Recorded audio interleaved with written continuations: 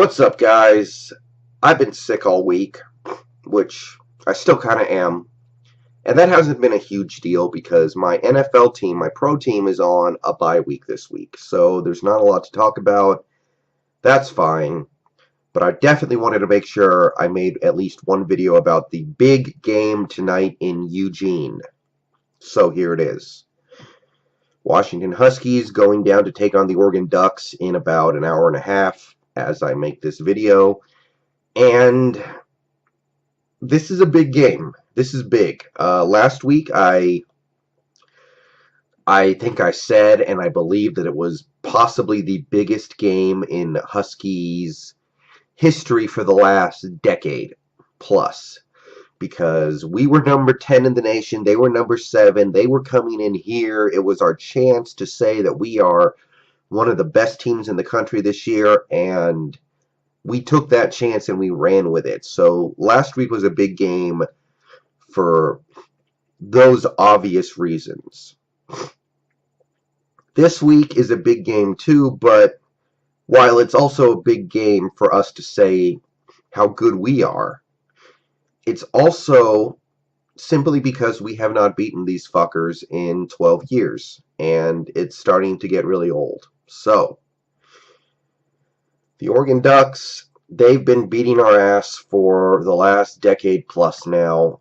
They've been much better than us, obviously, and it's been a very bad matchup for us. So all around, it's just been rough. And it's gotten old, and I'm ready for it to be over. And this should be the year when it is over. If you look at everything about this matchup going in, this is the time for things to turn. Oregon, they've been one of the best teams in the country for most of the last decade, and this year things have really just fallen off. I mean, they've lost a lot since they made the national championship game a handful of years ago. They lost their head coach. They've lost all the players that they had on that team. They've lost their Heisman-winning quarterback. They've lost just so much talent, and they haven't been able to do the best job at replenishing that. So they're 2-3. They're 5th in the Pac-12 North. So they're one of the worst teams so far in the Pac-12. And meanwhile, Washington, coming off what happened last week, is number 5 in the nation. And we look like we might be the best team in the conference.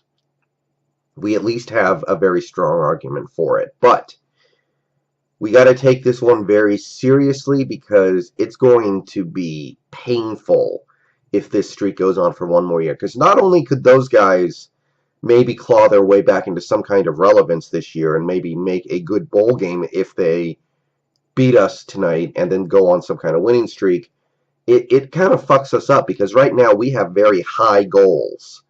We lose this game, those goals go way down. It basically puts a ceiling on the season if you don't win this one. So even if they're not going to be an elite team this year, and clearly they're not, they can still fuck us up, and I don't want to let that happen. It's going to be gross for basically an entire year if that happens. So, coming off a huge win last week on Friday night, we can't let a letdown game happen. We got to take this one very seriously. I think a lot of people could possibly see something coming where we just don't play that well tonight because it's on the road and we're coming off what we did last week against Stanford. It's not a super amazing spot for this team. And Oregon, they're struggling this year. They're having a very hard time of it this year. They haven't beaten anybody good. They've lost to the 3 good teams they played so far this year, or at least 3 decent teams, and maybe not even good. But offensively, Dakota Prukop is their freshman quarterback. He's playing good. I mean, as far as freshmen go, he's completing a good percentage of his passes. He's got a lot of yards. He's managing their offense very well. The Oregon offense is not bad. And if our defense goes in there thinking we can just roll over these guys, we can just go to sleep and they're going to put up, 13 points and the offense will take care of the game, but that's just not going to happen. This is a very good Oregon offense still. They put up a lot of points. Their rushing attack is one of the best in the nation. They average almost 300 yards rushing per game. Royce Freeman, Tony Brooks-James. I mean, we all know Royce Freeman. He's been there for a minute, and he's always been good, and at one point in time, it seemed like he might be a future Heisman candidate. Never really totally developed, but he's still an elite running back in college football. They have a quarterback who can run a little bit as well, although he's not, a Marcus Mariota or a Vernon Adams Jr. So this team can pass the ball effectively, and they can run the ball in a dominating fashion. They average, like I said, nearly 300 yards rushing per game, 6.2 rushing yards per attempt. These guys can get on you. And if you saw what Washington did 2 weeks ago against Arizona, where Arizona ran the ball as much as they wanted to in that game, if that comes back, this game could get very ugly. We cannot let that happen because, unlike Arizona that night, Oregon can pass the ball a little bit if they need to. They've got some pretty good receivers. They've got a good freshman quarterback. So we got to take this very seriously on defense, because where Oregon doesn't have it anymore is their defense.